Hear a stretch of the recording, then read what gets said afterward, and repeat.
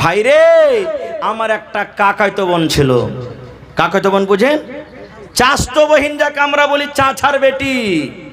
বলছে ভাই আমি ওকে খুব ভালোবাসতাম, প্যার মহব্বত করতাম, তাকে খুব ভালোবাসতাম তাকে।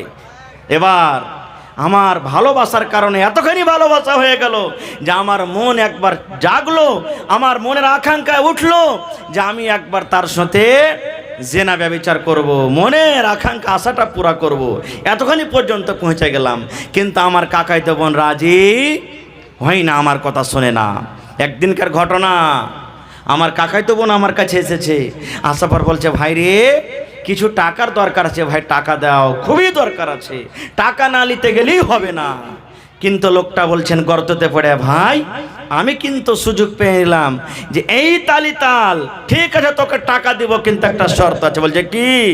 বলছে একবার তোকে আমার পাঞ্জরে থাকতে হবে, আমার কথা মানতে হবে।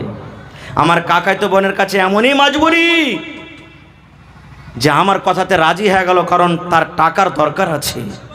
রাজি হয়ে গেল, কথাবার্তা ফিট হয়ে গেল, অমুক দিন অমুক টাইম অমুক জায়গাতে আমাদের দুইজনের মিলন হবে। ওরে সুবহানাল্লাহ, দয়ার নবী বলেছেন ওই লোকটা গর্ততে বসে বসে দুজন বন্ধুর সামনে নিজের ইতিহাস, নিজের ঘটনা বয়ান করেছেন। ভাইরে, আমার কাকাতো বোনকে যেটা টাইম দেওয়া ছিল, সময় দেওয়া গেছিল, ওই টাইম হিসাবে আমার কাকাতো বোন হাজির হয়ে গেল, আমিও তাকে হাজির হয়ে গেলাম, ওই জায়গাতে দুইজন হয়ে গেলাম। এবার কথাবার্তা মতো আমরা দুইজন নিজের কাজে আমরা এগিয়ে গেলাম, কত কাছে হয়ে গেলাম। সুবহানাল্লাহ, আমার ওলামায়ে কেরাম বসে আছেন, জিজ্ঞাসা করবেন।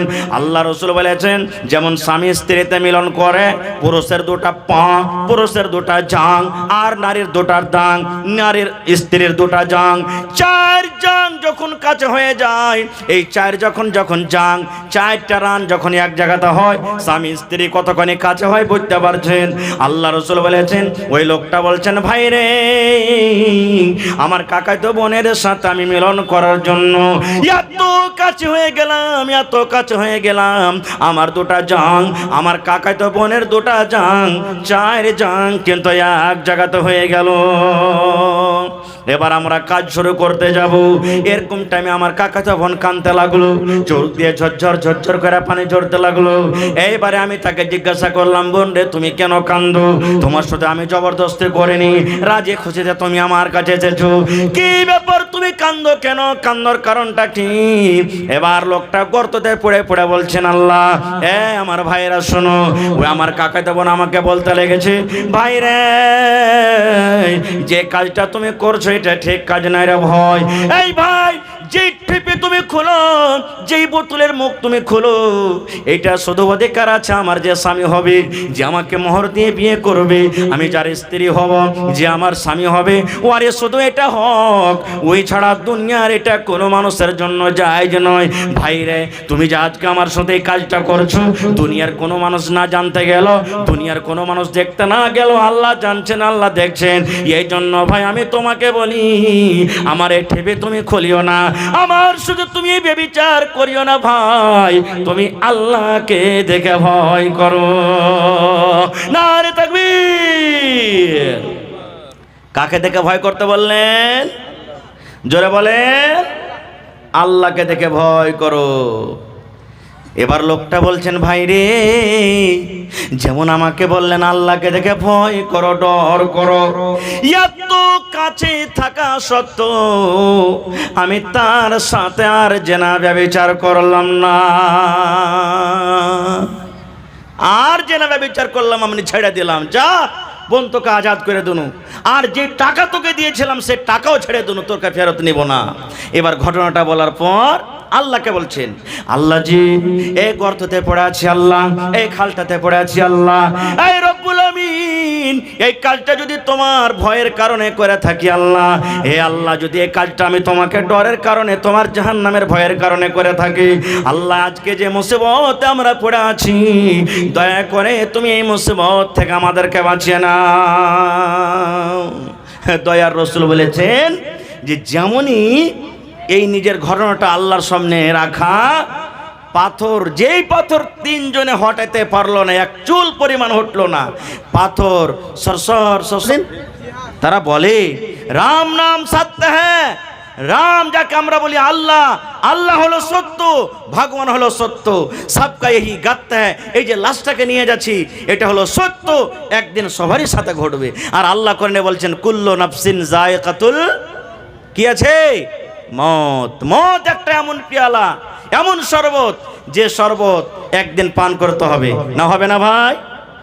জোরে বলেন হবে না হবে না? হবে। সুবহানাল্লাহ। ঠিক লোকটা মরে গেল, বাপ যে বলেছেন আমাকে জ্বালিয়ে দিবি, লাশটাকে নিয়ে মাঠে ময়দানে চলে গেল বেটারা। লোকড়ে জমা করা হলো, লোকড়ে জমা করার পর বাপকে জ্বালিয়ে দেওয়া হলো, লাশ পুড়ে ছাই হয়ে গেল। আব্বার কথা মতো একটা বেটা কিছু ছাইকে জমিনে দফন করে দিল, একটা বেটা হাওয়াতে এরকম ভাবে ছিটিয়ে দিল, আর একটা বেটা কিছু পানিতে ভাসিয়ে দিল। কেন করেছে কাজ? আদেশ করেছে যেন আমার আল্লাহ আমাকে জীবিত করতে না পারে। কিন্তু আল্লাহ রাব্বুল আলামিন কোরআনে বলেন ইন্নাল্লাহা আলা কুল্লি শাইইন কাদির। কি আল্লাহ তাকে জীবিত করার ক্ষমতা রাখে না? রাখেন। আল্লাহ যদি বলেন কোন, আল্লাহ খালি মুখ দিয়ে যদি বলে দেন কোন, মানে কোন বলার সাথে সাথে ফায়াকুন মানে হয়ে বসে আছে, হয়ে বসে আছে। কোন বলার সাথে সাথে হয়ে বসে আছে। আল্লাহ এত বড় দয়াগুণ ভাই আমার, ওদিকে আমি যাব না। ঠিক তার বেটারা বাতাসে পানিতে ভাসিয়ে এবার বাড়ির দিকে রওনা হয়েছে। বাড়ি এখনো পৌঁছেনি। আল্লাহ রাব্বুল আলামিন বাতাসকে অর্ডার করলেন, এ বাতাস শোন, এই পানি শুন, পানি রে তোকে আমি এই জন্য তৈরি করেছি রে, পানি শ্রেষ্ঠ করেছে যে তুই একটা জিনিসকে অন্য জায়গাতে ফাঁসিয়ে নিয়ে চলে যাবে, এটা তোর ক্ষমতা আছে, আমি তোকে এটা পাওয়ার দিয়েছি। এ জমিন শোন, তোর ভিতরে যখন কোনো জিনিস গাড়া হয়, দফন করা হয়, তুই ওকে কলিয়ে দেবে, সরিয়ে দেবে। কিন্তু রে শুন, পানি শুন, এই বাতাস শুন, আমি আল্লাহ রাব্বুল আলামিন অর্ডার করি এই লোকটার ছাই, এই যে তার ছেলেরা ছাইগুলাকে তোরকে ভিতরে ছেড়ে দিয়েছি, এই বাতাস শোন, এই মাটি শোন, এই পানি শোন, সমস্ত ছাইগুলাকে তোরা এক জায়গাতে জমা করে দে। আচ্ছা বলেন তো, মাটি বাতাস পানি আল্লাহর কথা শুনে কি শোনে না? জোরে বলেন। আচ্ছা আপনারা বলেন তো, কোন নবীকে আগুনে ফেলে দেওয়া হয়েছিল? হযরত ইব্রাহিম আলাইহিস সালামকে হ্যাঁ আগুনে ফেলে দিলেন। যখন আগুনে ফেলবেন ওই টাইমে আল্লাহর ফেরেশতারা আইসা ইব্রাহিম নবীকে বলছেন, ইব্রাহিম আপনি যদি একবার বলেন এক ফুঙ্গে সমস্ত আগুনকে নিভিয়ে দেব। কিন্তু ইব্রাহিম নবী কি বলেছিলেন?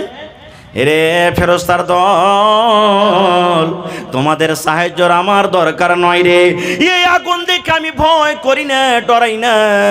কারণ আল্লাহ রাব্বুল আলামিন যদি আমাকে বাঁচাতে চাহেন, আল্লাহ রাব্বুল আলামিন ডাইরেক্ট দেখছেন, আল্লাহ রাব্বুল আলামিন আমাকে বাঁচিয়ে দেবেন।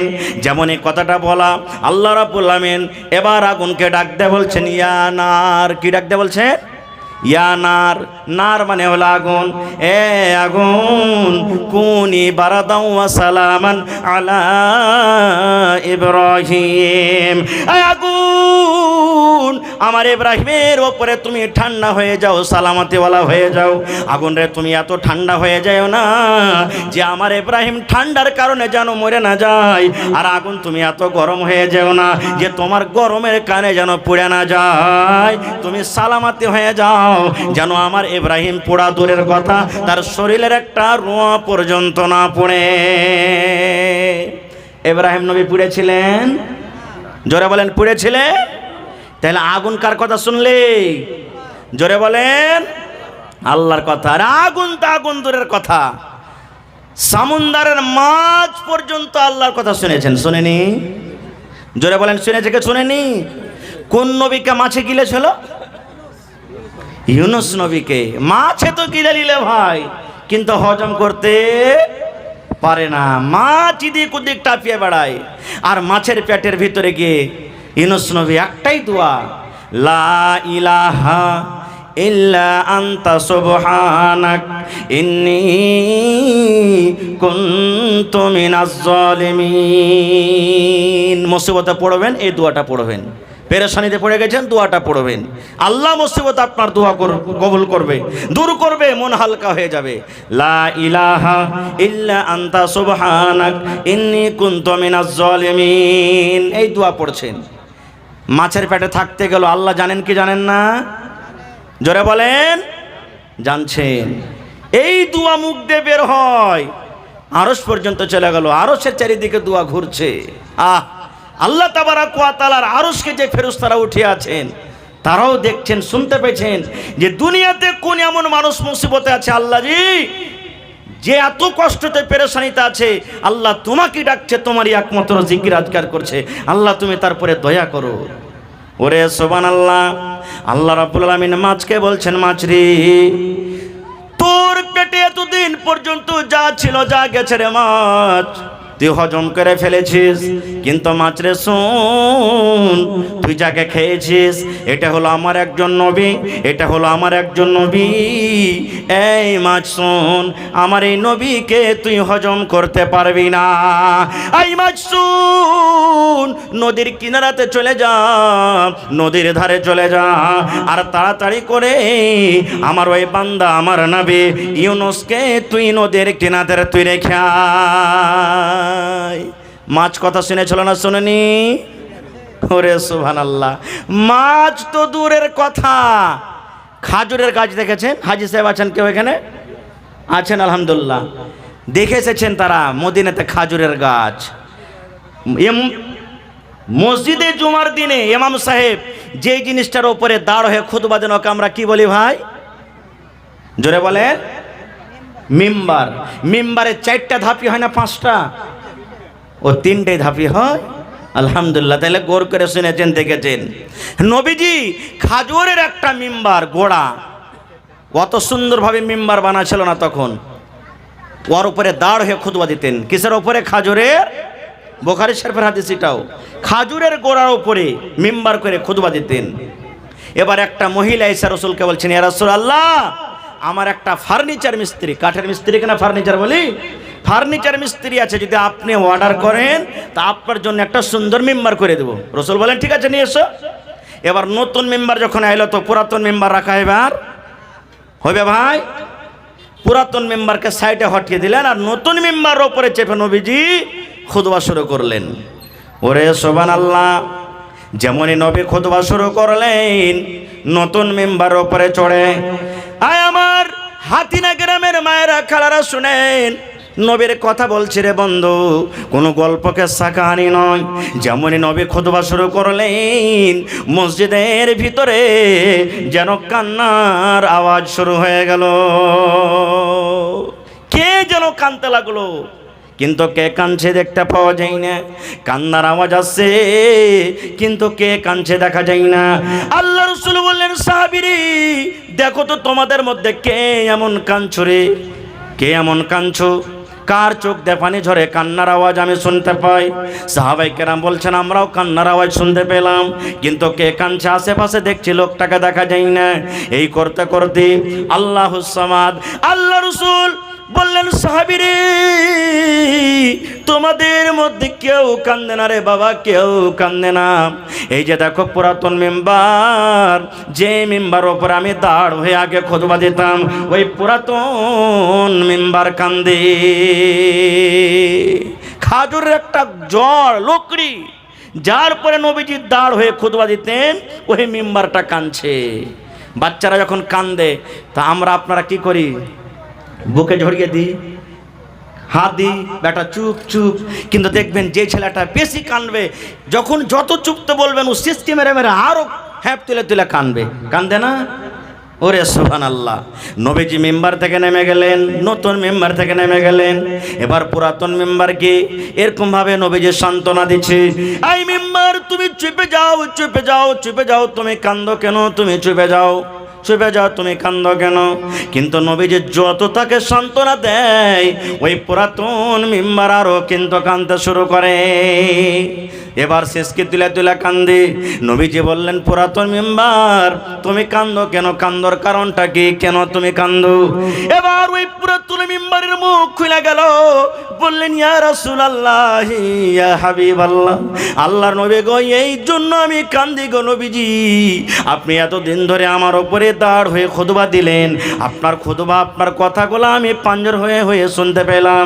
এখন আপনি যে আমাকে দূরে হটিয়ে দিলেন, এখন আপনি আমার উপরে আর দাঁড় হবেন না, এখন আপনার কথাগুলো আমি পাঞ্জর হয়ে শুনতে পাবো না। এই জন্য আমার অন্তরটা ফেটে গেল, যার কারণে আমি কাঁদলাম।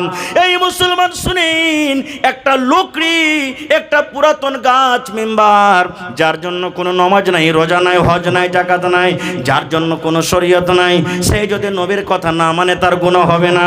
যার জন্য কিয়ামতের দিন জান্নাত নাই, জাহান্নাম কোনো হিসাব নাই। সে যদি নবীর কথা শোনার জন্য পাগল হয়ে যায়, সেই নবীর কথা শুনতে না পাওয়ার কারণে যদি কান্দে, তাহলে আমরা মানুষ, আমাদের জন্য জাহান্নাম জান্নাত সব কিছু আছে। আমাদেরকে আল্লাহকে দেখে কত ভয় করতে হবে। হবে না? হবে না? সুবহানাল্লাহ। হ্যাঁ রে, নবীর উম্মত খায়ের যা হোক। এবারে ওই লোকটা, সুবহানাল্লাহ, তাকে জ্বালিয়ে দেওয়া হলো। আল্লাহ আদেশ করছেন, মাটিকে মাটি, এই পানি ছাই জমা করে দাও। জমা করে দেওয়া হলো। আল্লাহ রাব্বুল আলামিন এবার ছাইগুলাকে বলছেন, কোন কোন মানে তুমি হয়ে যাও মানুষ যেমন আগে ছিলে।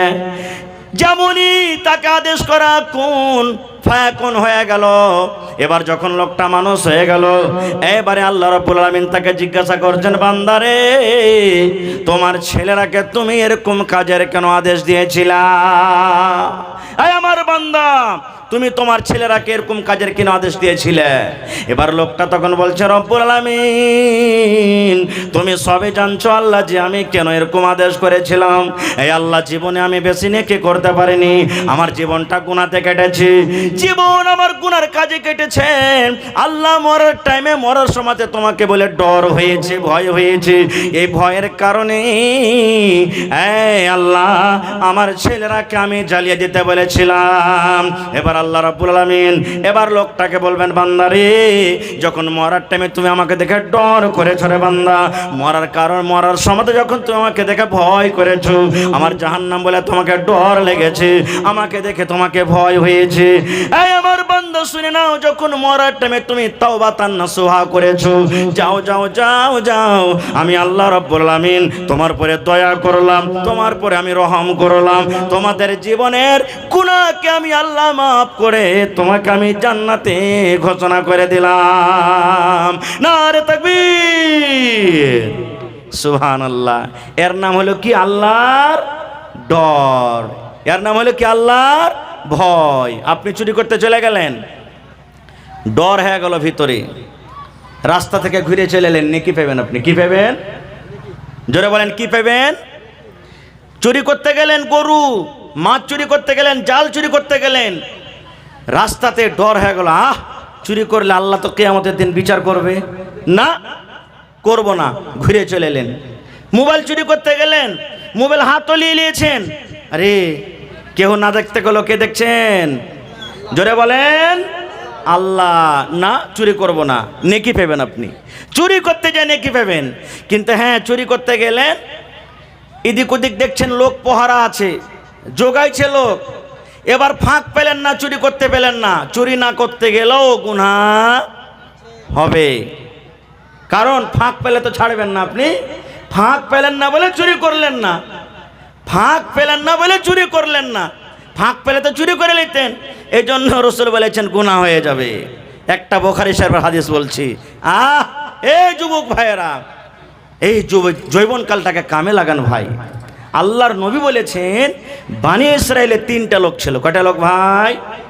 জোরে বলেন, 3 জন লোক সফর করছেন, রাস্তাতে হাঁটছেন, হঠাৎ কোন দিক থেকে ঝড় বৃষ্টি, পানি চালু হয়ে গেল। লম্বা হাদিস, ছোট্ট করে বলবো। পানি যদি হয়, আশেপাশে বাড়ি আমরা দেখবো না, দেখবো না, গাছের তলাতে যাব না। কিন্তু শোনেন, যারা বৈজ্ঞানিক তারা বলছেন, যখন ঝড় বৃষ্টি হবে, খবরদার কোনো গাছের তলাতে দাঁড় হইও না, গাছের তলাতে দাঁড় হইও না। বিজলির খাম্বার পাঞ্জরে দাঁড় হইও না। যখন বৃষ্টি হবে মোবাইলে তুমি গল্প করিও না। কেন? ওই টাইমখানে সমাতে চমকা বিজলি পড়তে পারে আপনার গাছের ওপরে, মোবাইলে আপনার কানেকশন আছে, আপনার ক্ষতি হইতে পারে, মোবাইল ফাটতে পারে। এই জন্য মোবাইলেও গল্প করবেন না। খুব এই সমস্ত জিনিস থেকে বাঁচতে হবে। তো এবার তিনটা লোক দেখছে ঝড় চালু হয়ে গেল, আশেপাশে কোনো জায়গাতে গাঁ গ্রাম বাড়ি কিচ্ছু দেখা যায় না। কোথায় লুকাবি রে, চল। নবী বলেছেন তিনজন লোক দৌড়াতে দৌড়াতে দৌড়াতে দৌড়াতে একটা গর্ত পেল, একটা খাল পেল, গর্ত পেল। গর্তর ভিতরে তারা ঢুকে গেল। এখন বৃষ্টি থামবে, আমরা চলে যাব। এই গর্ততে আমাদের জান বেঁচে যাবে, প্রাণ বেঁচে যাবে। ওরে আল্লাহ, আল্লাহর নবী বলেছেন যেমনই তারা গর্তর ভেতরে ঢুকে যাওয়া, পাহাড়ের ওপর থেকে একটা পাথর গড়তে গড়তে গড়তে গড়তে, ওরে সুবহানাল্লাহ, ওই গর্তর মুখ কিন্তু বন্ধ হয়ে গেল। মানুষ বলে যে যেখানে বাঘের ভয় হয়, যে তাড়াতাড়ি করে পালাবো, ওই জায়গাতে বাঘ থাকতে পারে জঙ্গলে, ওইখানেই আপনার রাইট হবে কিংবা গাড়ি খারাপ হবে। জান বাঁচাবো বলে গর্ততে ঢুকলেন, সুবহানাল্লাহ, উপর থেকে পাথর গড়তে গড়তে গর্তের মুখ কি হলো, বন্ধ হয়ে গেল। এরা তিনজন গর্ততে পড়ে কইছে, আরে কি হলো রে ভাই রে, জান বাঁচাবো বলে এই গর্ততে ঢুকলাম, আর এখন গর্তর মুখ যে বন্ধ হয়ে গেল, কেমন করে বার হবি? এক কাজ করে, ঠেল তিনজনাতে হটা পাথরকে। শক্তি লাগিয়ে তিনজনে ঠেললেন, কিন্তু এক ফোঁটা হিলল না, কিচ্ছু হলো না। এবার তারা তিনজন গর্ততে পড়ে পড়ে আফসোস করে বলছে কি, ভাইরে জীবনে বুঝি না আর মার মুখ দেখতে পাবো না, জীবনে মনে হয় আর ছেলে মেয়ের মুখ দেখতে পাবো না, জীবনে আকাশের আর মুখ দেখতে পাবো না, সূর্য চাঁদ দেখতে পাবো না মনে হয়, আর ছেলেরাকে ছেলে বলে মনে হয় আর রাখতে পাবো না। কারণ এই কবরে আমাদের হয়ে যাবে, এই গর্ত আমাদের কবর হয়ে যাবে, এই গর্ততে আমরা থেকে মরে যাব, আর দুনিয়ার মুখ দেখতে পাবো না। আফসোস করে আছে। আর আফসোস হবে না ভাই? হবে না? হবে না? হবে। এবার নবীজি বলেছেন তিনজনের মধ্যে এক অপরকে বলা বলে শুরু করলো, আরে ভাই দুনিয়াতে আর কেহ নাই রে ভাই যে বাঁচাবে। যদি আমাদেরকে বাঁচায়, আমাদের হেফাজত করেন, কে করবেন? জোরে বলেন, কে করবেন? আল্লাহ। আরে ভাই দুনিয়াতে এরকম কোন নেকির কাজ করেছিস, ওই কাজটাকে বল, আল্লাহর সামনে রাখ, আর আল্লাহকে বল যে আল্লাহ এই কাজটা যদি তোমাকে খুশি করার জন্য করে থাকি, আল্লাহ এই মুসিবত থেকে তুই বাঁচিয়ে লাও। কারণ এই পাথর আমরা হটাতে পারি না, পাঞ্জর দিয়ে কেউ চলে যায় হেঁটে, ডাকলে শুনতে পাবে না, কিন্তু আল্লাহ তো শুনতে পাবেন, এই জন্য আল্লাহর সামনে রাখ। তিনজনের কথা বলবো।